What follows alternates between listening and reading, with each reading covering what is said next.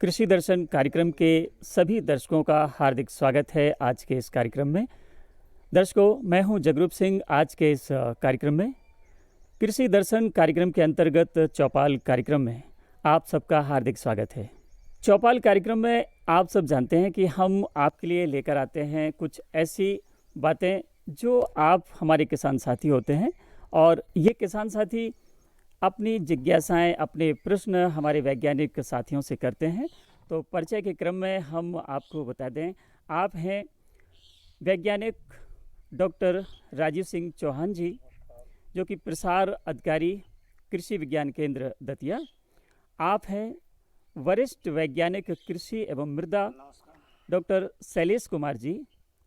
आप हैं वैज्ञानिक दिनेश कुमार जी, जो कि भारतीय मृदा एवं जल संरक्षण संस्थान दतिया से हैं। एक तरफ हमारे किसान भाई जो कि अपने प्रश्नों को रखने के लिए तैयार हैं। तो आप अपना परिचय दें सर। सर, मेरा नाम प्रवीण दुबे है। मैं दतिया ज़िले के ग्राम सरौल में निवास करता हूँ, जहाँ गांव से सटीक मेरा जो निवास है, हार में मेरी ज़मीन है, वहीं पे मेरा मकान है।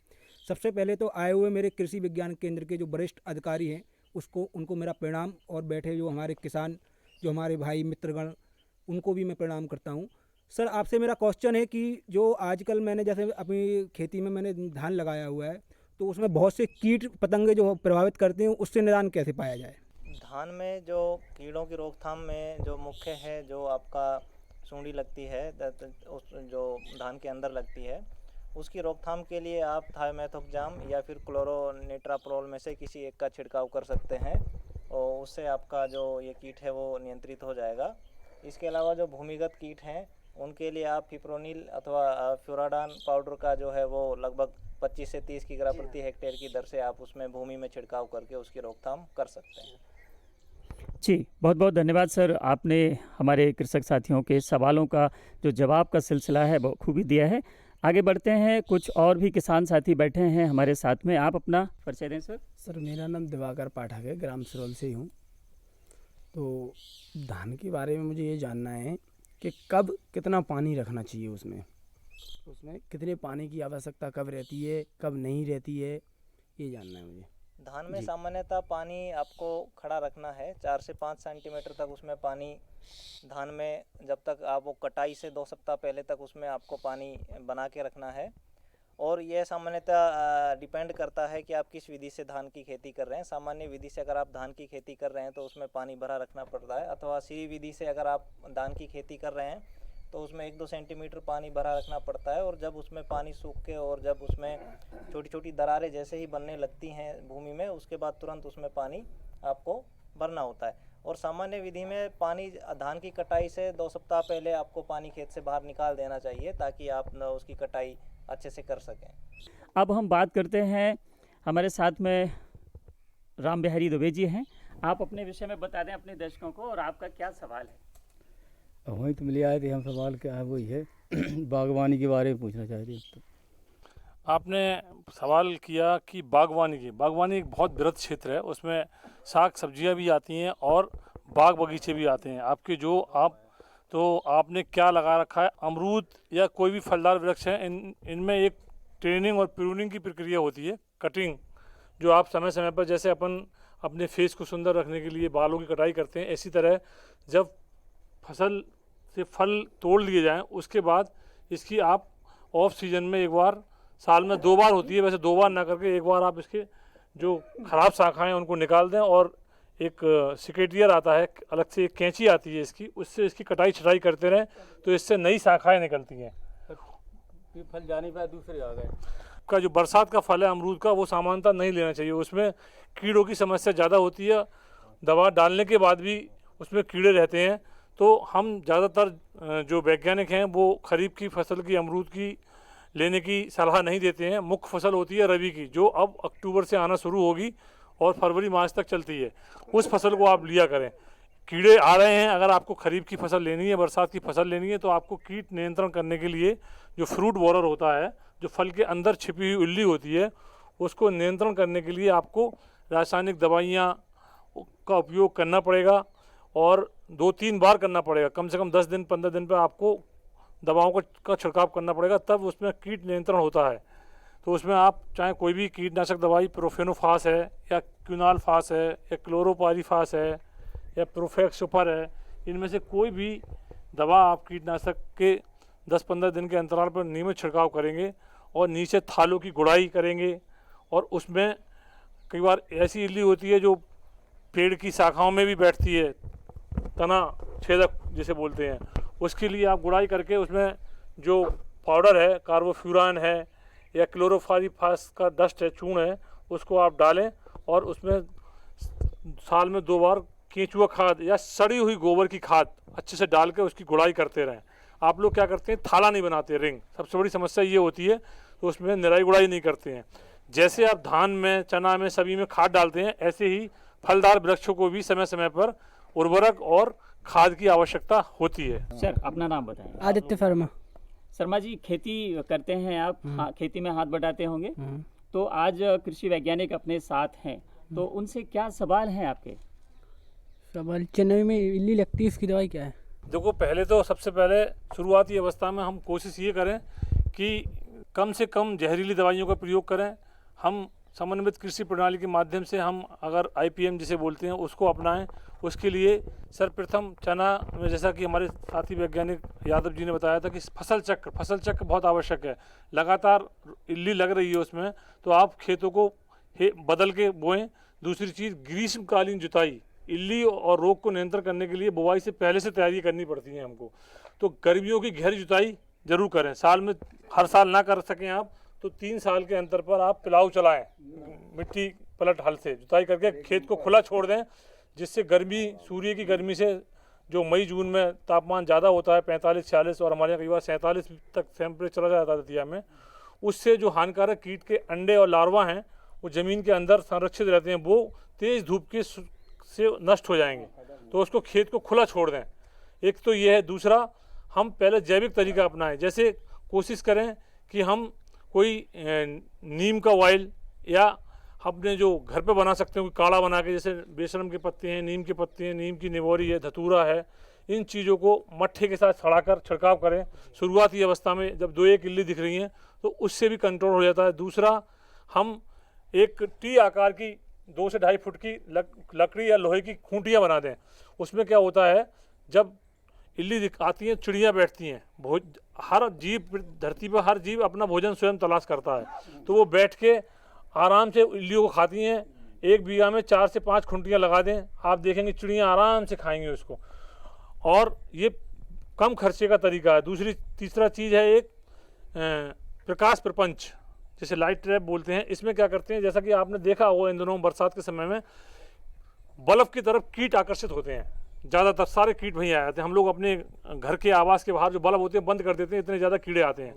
यही चीज़ हम अपने खेत में भी लागू कर सकते हैं। हम अपने खेत में दीपक, लालटेन या इलेक्ट्रिक सुविधा है तो बल्ब लगा के जगह जगह खेत में रख देते हैं, थोड़ी थोड़ी दूर पे, और वहाँ हम कोई पात्र, तसला है या अपना जो भी है टब है, कोई रख देते हैं, उसमें हम पानी भर के उसमें कोई तेल डाल देते हैं हम, जिससे क्या सारे कीड़े वहीं एकत्रित होते हैं रात्रि के समय में, और वो कीड़े वहीं मर जाते हैं। ये क्या है, कम खर्चे के प्राकृतिक कंट्रोल के ये तरीके हैं। इसको अगर अपनाते हैं तो किसानों की लागत, सबसे पहले किसानों को दवाई डालने से पहले अपनी लागत पर ध्यान देना चाहिए। कृषि लागत ज़्यादा हो जाए महंगी दवाई डालने से तो कोई खेती करने से फ़ायदा नहीं है। इसके उपरांत भी आप देख रहे हो इस तरीके से अगर नियंत्रण नहीं हो रहा है, इल्ली का संख्या ज़्यादा बढ़ रही है और आपकी फसल को ज़्यादा हानि हो रही है, तब आप रासायनिक दवाइयों की तरफ जाएंगे। उसमें आप वही दवाई हैं जो क्लोरोपाइरीफास है, क्विनालफास है, प्रोफेनोफास है, लैम्डासाइलहेल्थ्रिन है। तो ये इनको क्या है, हम 2 ml दवाई 1 लीटर पानी में के हिसाब से घोल बनाएंगे। जो हमारी 15 लीटर की पानी का स्प्रे पंप है उसमें हम 30 मिलीलीटर दवाई डालते हैं, और 1 बीघा में 5 से 6 पंप, लगभग 500 लीटर पानी 1 हेक्टेयर में जाना चाहिए। हम लोग दवा का सांद्रता सही नहीं रखते हैं, इससे भी कीट और इल्ली कंट्रोल नहीं होती है। आप सामान्यतः 1 बीघा में 3 पंप डालते हैं ज़्यादा, लगभग कम से कम 5-6 पंप दवा का घोल बना के छिड़काव करना चाहिए, जिससे पर्याप्त मात्रा में पौधों पर दवा पहुँचे, तब ये कीट नियंत्रण होते हैं। राजीव सर ने बताया कि हम ऐसी वैज्ञानिक तकनीक, जो जैविक तरीके से हम इल्ली का जो प्रकोप होता है उसका निवारण कर सकते हैं और ये बहुत आवश्यक है। इसमें ना पैसा लगना है और प्राकृतिक तरीके से हम इसका समाधान कर सकते हैं। सर, आप बताएं अपने विषय में। मेरा नाम गोविंद प्रसाद शर्मा, सरवल का रहने वाला हूँ। तो अब धान की फसल तो जिन लोग सब ने पूछे ही ले, अब सरसों हैं, चना है, इनके बारे में कैसे बोना, कैसे क्या करना, खाद वगैरह कितना मिलाना। आपने बहुत अच्छा प्रश्न किया। अगली तैयारी आपकी जो है रबी की चलेगी। तो रबी में सबसे पहले हम जो है सरसों ही लगाते हैं, चना लगाते हैं। जैसा आपने प्रश्न किया सरसों के बारे में, तो सरसों जो है उसमें बुआई की जाती है। जैसा कि हम लोग के बुजुर्ग लोग भी कहते थे, अग्रज लोग, कि जब घी जमने लगे, जम करके पिघलने लगे, तब हमको बुआई करना चाहिए।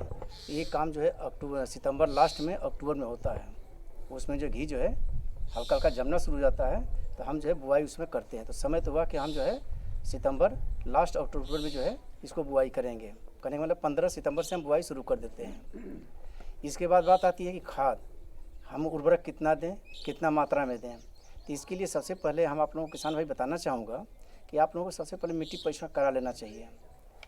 ये भरसक जो है खरीफ की जब फसल लगाते हैं उसके पहले ही मिट्टी परीक्षण करा लेते हैं, क्योंकि बाद में समय बहुत कम मिलता है। तो मिट्टी परीक्षण कराने के बाद आपको सही मात्रा में खाद बताई जा सकती है कि कितना डालना चाहिए। तो आपको मिट्टी परीक्षण कराना चाहिए, और जो आप लोगों को सॉइल हेल्थ कार्ड मिलेगा उसमें उर्वरक की मात्रा बताई जाती है, उतना ही मात्रा डालना चाहिए। वैसे आप लोगों को बताना चाहूँगा कि आप एक हेक्टेयर में करीब 80 किलो नत्रजन, 40 किलो फास्फोरस और 30 किलो पोटास डालेंगे। इसके लिए सबसे जो ये तो नत्र के तत्व के रूप में हुआ, मतलब कि कितना डालेंगे आप नत्रजन, फास्फोरस, पोटास। इसको उर्वरक के रूप में लिया जाए तो आप जो भी दलहनी और तिलहनी फसलें हैं, जैसे आपकी सरसों जो है तिलहनी फसल है, तो इसमें जो है सल्फरधारी उर्वरक का प्रयोग करना चाहिए। सल्फरधारी उर्वरक में जैसे आपका सुपर फास्फेट आता है, सुपर फास्फेट का प्रयोग करना चाहिए। तो एक हेक्टेयर में 375 किलोग्राम सुपर फास्फेट और 67 किलो यूरिया और 50 किलो फास्फोरस और पोटास डालना चाहिए। म्यूरेट ऑफ पोटास नहीं, डीएपी नहीं। भरसक इसमें जो है आप सल्फरधारी उर्वरक ही डालें। यदि ये नहीं है तो फिर आप डीएपी का प्रयोग कर सकते हैं। किसान भाई, जो खाद हम बताए हैं ये मात्रा आप बुआई के समय ही दे देंगे, और भरसक प्रयास करेंगे कि बीज के साथ मिला करके खाद की बुआई नहीं करेंगे। ज़्यादातर किसान क्या करते हैं कि खाद के साथ ही मिला करके बुआई करते हैं, तो खाद और बीज जो है कभी भी एक साथ मिलाकर नहीं देंगे। तो ये हुआ जो है सरसों की जो है खाद की मात्रा और बुआई का समय। तो दर्शकों, अभी आप जो हमारी चौपाल चल रही है कार्यक्रम कृषि दर्शन में, सवालों के जवाब बहुत ही अच्छे तरीके से दिए जा रहे हैं आप सबके। और जो मृदा और जल संरक्षण की बात आती है, मृदा भी हमारी उसी तरह से होती है जैसे कि हम बीमार पड़ते हैं तो डॉक्टर देखता है कि आखिर आपको क्या बीमारी है, उसी तरह से हमारी मिट्टी भी है। तो मिट्टी को हम कैसे बचाएं और जल संरक्षण कैसे करें, इनके सवाल का आप अपना नाम बताएं सर। फ्रेश दुबे।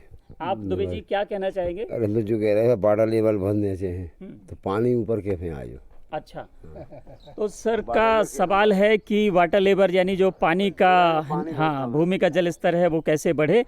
ये आपका बहुत अच्छा क्वेश्चन है, और जो आज के समय की बहुत ज़्यादा मांग भी है कि ज़्यादा से ज़्यादा मृदा और जल संरक्षण पर ध्यान दिया जाए, जोर दिया जाए, ताकि आने वाली पीढ़ियों के लिए मिट्टी और जल दोनों को ही संरक्षित किया जा सके। तो जैसा कि आपका क्वेश्चन है कि भूमि का जल स्तर कैसे बढ़ाया जाए, इसके लिए किसान भाइयों को व्यक्तिगत के साथ साथ सामुदायिक तौर पर भी प्रयास करने होंगे। आपको आपके आसपास जो भी पानी बहने के छोटे मोटे सोर्सेज हैं, स्रोत हैं, जैसे कि आसपास नाले होंगे जहाँ से बरसाती पानी बह के जाता है, वहाँ पे आपको कुछ जल संरक्षण उपाय अपनाने होंगे। उन उपायों में मैं किसान भाइयों के हिसाब से जो सबसे सस्ते और आसानी से किए जाने वाले उपाय हैं उन्हीं का यहाँ पे उल्लेख करना चाहूँगा। जैसे कि आप जो सीमेंट की बोरियां होती हैं उसमें रेत भर के नालों के बीच में, पानी बहने के रास्ते के बीच में आप उनको लगा के रख सकते हैं। उससे पानी का जो बहने का जो रास्ता उसमें अवरोध उत्पन्न होगा और उसके पीछे पानी जमा होगा, और वो पानी धीरे धीरे रिसकर आपकी ज़मीन में जाएगा और आपका वाटर लेवल बढ़ेगा। तो जो भी आपके गांव के आसपास के जो नाले हैं उनमें आप बोरीबंद बना सकते हैं। बोरीबंद के अलावा आप जो ब्रशवुड चेक डैम हम बोलते हैं, ब्रशवुड चेक डैम में आपको जो झाड़ियाँ और लकड़ियाँ काट के वो पानी बहने के रास्ते के बीच में रखनी होती हैं और उनमें पत्थर वगैरह आप भर सकते हैं। इसके अलावा एक गैबियन स्ट्रक्चर होती है, वो भी किसान भाई सामुदायिक तौर पे आप लोग बना सकते हैं। गैबियन स्ट्रक्चर में जो तारों वाली जाली होती है, जिसको आप लोग कई बार फेंसिंग के लिए भी यूज करते हैं, वो जाली को के बीच में बड़े बड़े पत्थर्स बोल्डर भर दिए जाते हैं और वो भी मृदा और जल संरक्षण का काम करती है। इसके अलावा जो भी आपके गांव की सामुदायिक भूमि है, उस पर आप खाइयाँ, छोटी छोटी खंतियाँ, जो खाइयाँ खोद सकते हैं। उन खाइयों में वर्षा का जल जो बह के आएगा वो खाइयों में एकत्रित होगा और वो डायरेक्ट बह के नाले में जाने की बजाय आपका पानी जो है ज़मीन में जाएगा। तो ये सभी कुछ छोटे छोटे उपाय हैं। अगर ये सभी उपाय आप लोग सामुदायिक तौर पे अपने गांव के आसपास जितनी भी जगह संभावना हो वहाँ पे करेंगे तो आप पाएंगे कि जो बरसात के बाद जो आपका भूमि का जल स्तर होगा वो अधिक होगा और साथ में जो मई जून में भूमि का जल स्तर सामान्य रूप से जो ज़्यादा नीचे चला जाता है वो ज़्यादा नीचे जाने से भी बचा रहेगा और आपका जो है पानी गर्मी के महीनों में भी आपके आसपास के जो बोरवेल कुएं हैं उनमें पानी आपका मिलता रहेगा। बहुत ही अच्छा जो जवाब है सर ने दिया। और साथियों, कहते हैं कि सीमा पर जवान और खेत पर किसान, दोनों की बड़ी भूमिका रहती है।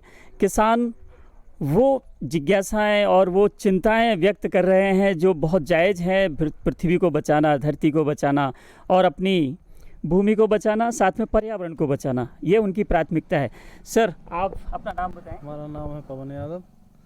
हम सर से सवाल करना चाहते हैं कि हमारे यहाँ जंगल लगी हुई है खेतों के पास से, तो वहाँ नीलगाय वगैरह जंगली जानवर काफ़ी नुकसान करते हैं। हम लोग गरीब किसान हैं, ज़्यादा कोई तार फेंसिंग वगैरह जाली वगैरह नहीं कर सकते हैं, तो हमने वहाँ अनुसंधान केंद्र में बांसों की जो वायु फेंसिंग हमने देखी है, तो हम सर से रिक्वेस्ट करेंगे कहीं वहीं वायु फेंसिंग एक दो चार किसानों के लिए उपलब्ध करा दे सरकार की तरफ से, या उस पर कोई विषय दें, हमको समझाएं तो बड़ा अच्छा होगा।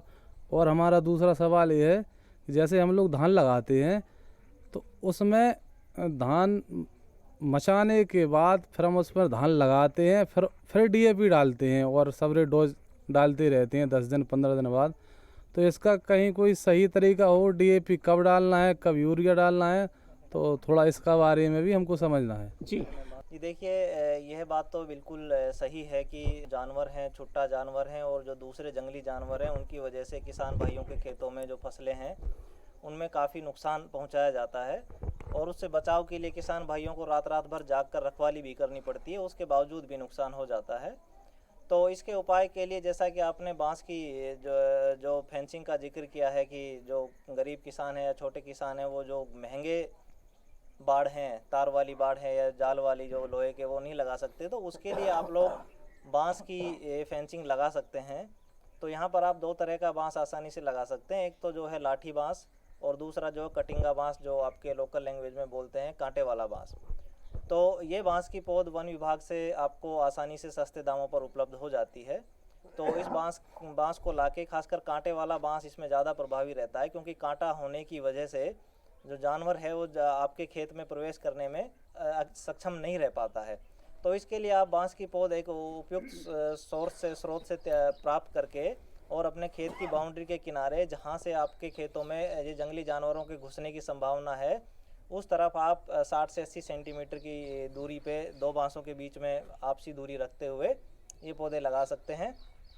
और आप पाएंगे कि 2 से 3 साल में जैसे जैसे ये बांस वृद्धि करेगा और अपना पौधे से झाड़ के रूप में परिवर्तित होने लगेगा, तो आप पाएंगे कि जो जानवरों का प्रवेश है वो आपके खेतों में कम हो गया है। जैसा किसान बंधु का प्रश्न था कि धान की खेती करते हैं और धान का पौध लगाने के 10 से 15 दिन के बाद ये उर्वरक देते हैं, डीएपी चाहे यूरिया चाहे पोटाश जो भी देते हैं 10-15 दिन के बाद ही देते हैं। तो किसान भाइयों, ये आप लोगों का प्रश्न बहुत वाजिब है, अच्छा प्रश्न भी है। ये जो खाद देने का तरीका है ये पूरी तरह से गलत है। खाद कभी भी इस तरह से नहीं देना चाहिए, जो रासायनिक उर्वरक हैं इस तरह को नहीं देना चाहिए। धान में उर्वरक देने का जो सही मेथड है, वैज्ञानिक तरीका या जो सही तरीका है, वो आप लोगों को बताना चाहेंगे। जब धान की खेती करेंगे, जिस खेत में आपको धान लगाना है, तो सबसे पहले उसमें जैविक खाद से मतलब गोबर की खाद हो, वर्मी कंपोस्ट हो या हरी खाद हो, इनको पहले आप खेत में दे दें। तो जो आप जैविक खाद देंगे, जैसे बर्मी कंपोस्ट है या गोबर की खाद है, तो ये आप कब देंगे? रोपाई से पहले 15 से 20 दिन खेत में डाल करके आप पूरा जो है इसको जुताई करके मिला देंगे। इसके बाद धान की रोपाई की समय आती है, जब मचाई करेंगे तो मचाई के समय ही पूरा का पूरा DAP जितना मात्रा में आपको बताया जाए, सॉइल टेस्टिंग के बाद, मतलब कि मिट्टी परीक्षण करा लीजिएगा। मिट्टी परीक्षण के बाद जो भी सॉइल हेल्थ कार्ड में आपको बताया जाए कि इतने मात्रा में उर्वरक आपको प्रति हेक्टेयर डालना है धान के खेत में, तो उतने मात्रा में आप ले लीजिए। तो उस समय जो भी मात्रा बताई जाए सॉइल हेल्थ कार्ड में कि आपका जो है जितना DAP है, पूरा का पूरा DAP, पूरा फास्फोरस और यूरिया का 1/3, पहले तो बताया जाता था कि पूरा आधा भाग डालना चाहिए, लेकिन अब जो है 1/3 भाग ही यूरिया का डालेंगे आप। ये पूरा खाद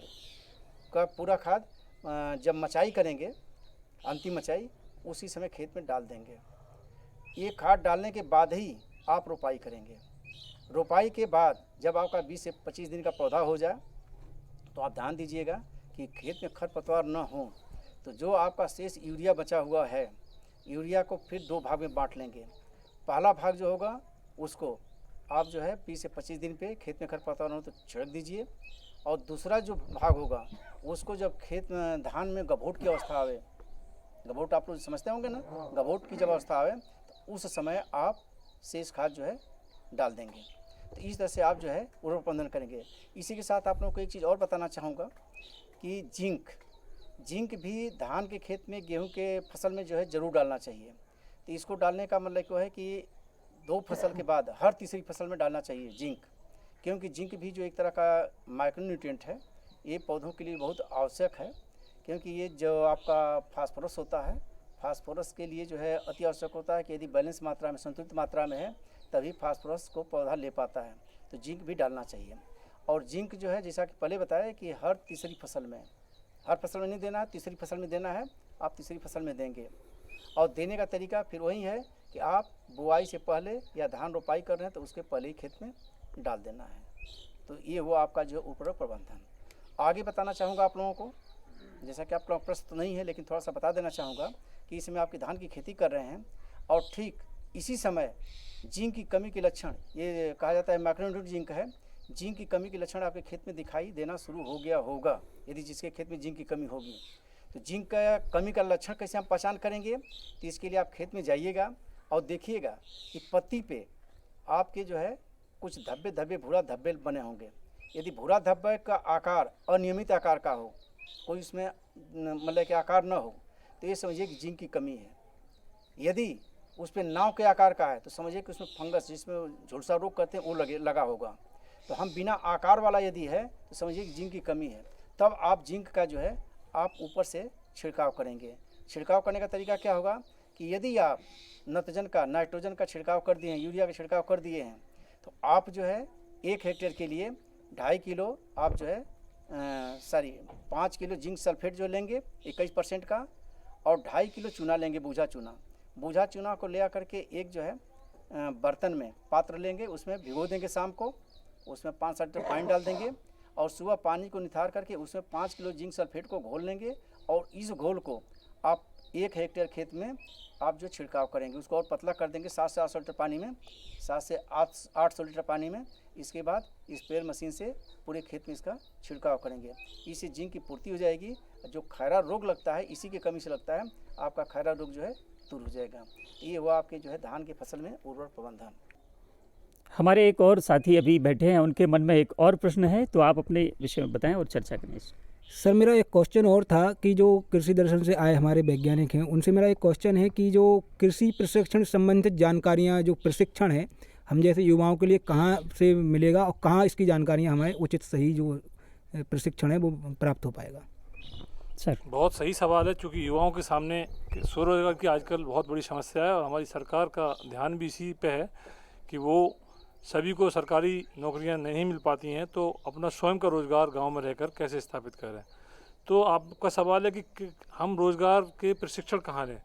तो पहले हम आपको बताना चाहेंगे कृषि विज्ञान केंद्र, हर ज़िले में एक कृषि विज्ञान केंद्र है, भारत सरकार द्वारा संचालित है और राज्य सरकार द्वारा भी संचालित किए जा रहे हैं। तो हमारा दतिया में कृषि विज्ञान केंद्र, हम आपको बता दें, हम लोग भी किसानों के लिए नियमित प्रशिक्षण चलाते हैं, जिसमें हम केंद्र पर भी प्रशिक्षण चलाते हैं, गांव-गांव जाके किसानों के बीच में प्रशिक्षण देते हैं और ग्रामीण युवाओं को जो रोजगार मूलक प्रशिक्षण है वो भी हम अपने केंद्र पर देते हैं। इसमें हमारे कई बार 3 दिन के प्रशिक्षण होते हैं, 8 दिन के प्रशिक्षण होते हैं और सरकार से जैसे जैसी योजनाएं आती हैं 1 माह के भी प्रशिक्षण होते हैं।